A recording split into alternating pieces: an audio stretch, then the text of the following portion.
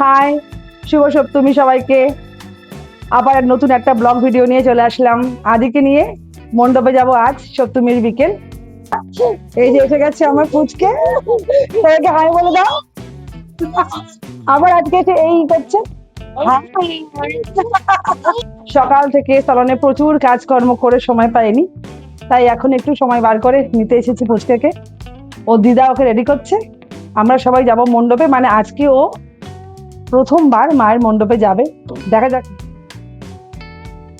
পুজো করতে যাচ্ছ, হাই বলো তো, ক্যামেরায় হাই বলো তো।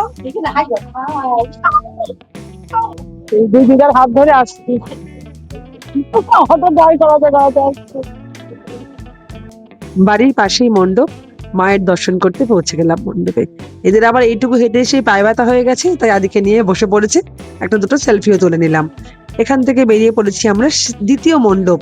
এটা একটা মাঠের মধ্যে পুজো হয়, মেলা হয় সে মাঠটায়, তাই আদিকে গাড়ি ঘোড়ার ভয় নেই বলে ছেড়ে দিয়েছি, বলেছি একা একা চলো মণ্ডপে। দেখুন কেমন একা একা যাচ্ছে, পিছনে পিছনে আমরা আসছি কি না একবার তাকিয়ে দেখার একটু ভ্রুক্ষেপ মাত্র নেই। আবার খেলনা দেখে দাঁড়িয়ে পড়েছে, যদি কিনে দেয়। যাই হোক, কোনোভাবে পৌঁছে গেছি। এই দুই দিদার পায়ে কিন্তু প্রচন্ড ব্যথা। যে নাতিকে নিয়ে যাওয়ার সময় এদের পায়ে কিন্তু একটুও ব্যথা করছে না। উল্টে আমি সময় দিতে পারছিলাম না বলে আমাকে বারবার করে বলছিল, ছেলেটা একটা পুজো এসেছে, একটু সময় দিতে পারিস না।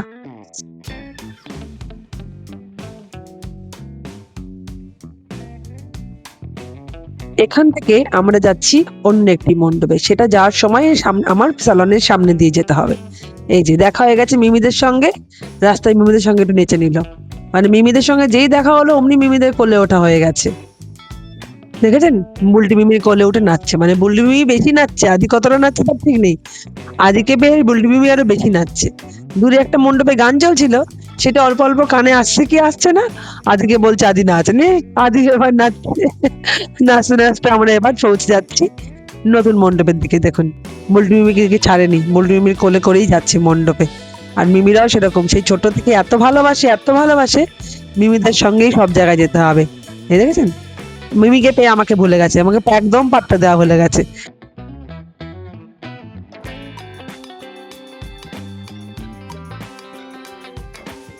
আদি ওর আদি ওর বুলটি মিমিকে নিয়ে এসে কিন্তু বেশ ভালো হয়েছে।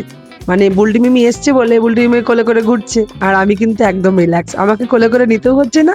আর দিদুনদিরাও পুরো ফ্রি হয়ে গেছে। মিমিও আনন্দ করে মণ্ডপে ঘুরছে, আর আমিও খুব ভালো করে ব্লগটা বানাচ্ছি। এখান থেকে আমরা বেরিয়ে যাচ্ছি, এবার ফেরার পালা। এখান থেকে যাব সোজা আমার সালন, কারণ মায়েরা অনেকক্ষণ হেঁটেছে, একটু বসবে, তারপর বাড়ি যাব আমরা। মানে পৌঁছেই দুষ্টুমি শুরু হয়ে গেছে।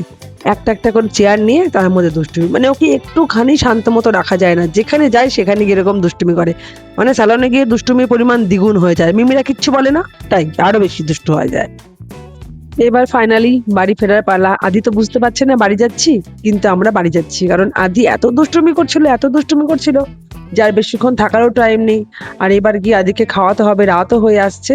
এই যে দিদুনের হাত ধরে রাস্তা পার হয়ে এবার আমরা বাড়ির দিকে যাচ্ছি। রাস্তায় আজকে প্রচুর ভিড়, মানে এত ভিড়, আদিকে নিয়ে রাস্তা পার করাটাই খুব ডিফিকাল্ট হয়ে যাচ্ছে আমাদের জন্য। বাড়ির গলির মুখে এসে প্রায় দাঁড়িয়ে পড়েছে, আর ভেতরে আসবে না। তুমি ঠাকুর দেখেছো? মিমিদের মিমিদের বলো, তুমি ঠাকুর দেখেছো? কটা দেখেছো? এত? ও আচ্ছা, এত ঠাকুর দেখেছো। আচ্ছা শোনো, আমরা কিসে করে ঠাকুর দেখতে গেছিলাম? ঝিকঝিক করে যায়নি, আমরা কিসে করে গেছিলাম? ও তো করে গেছিলাম। ও আচ্ছা, আর তোমার সাথে কে কে গেছিল? পাপা পাপা তো যায়নি। ও বাবা, এত চঞ্চলতা করলে পরে। দেখো তোমার মুখ দেখা যাচ্ছে না, এই তো। দেখো তোমার মুখ দেখা যাচ্ছে এবার। আরে সব মিমিদের একটু হাই বলে দাও আর গুড নাইট বলে দাও। এটা কি নাক ঝাড়া দেখাচ্ছে কেন? এই যে আদি প্রচুর ঠাকুর দেখেছে, মানে মাত্র 3টে ঠাকুর দেখেছে, তাও যে বলেছে অনেক ঠাকুর দেখেছে। এটার জন্য কিন্তু আদিকে আমার একটা শোনা আমার, ও জানে মা সময় পায় না, তাই জন্য 3টে ঠাকুরই দেখিয়ে নিয়ে এসছি। আমার আর আদি যদি সপ্তমীর ব্লগটি আপনাদের ভালো লেগে থাকে, প্লিজ সাবস্ক্রাইব করবেন, লাইক কমেন্ট করবেন, পাশে থাকবেন। আর এই যে ক্যামেরা অন করলে আদি হাই বলতে চলে আসে, এখানে আদি কতটা মজা পাই জানি না, তবে আমি কিন্তু খুব মজা পাই। আশা করি আদিকে দেখতে আপনাদেরও ভালো লাগে। যাক, দেখা হচ্ছে পরের ভিডিওতে। ভালো থাকবেন সবাই। আজকের মতো শুভরাত্রি।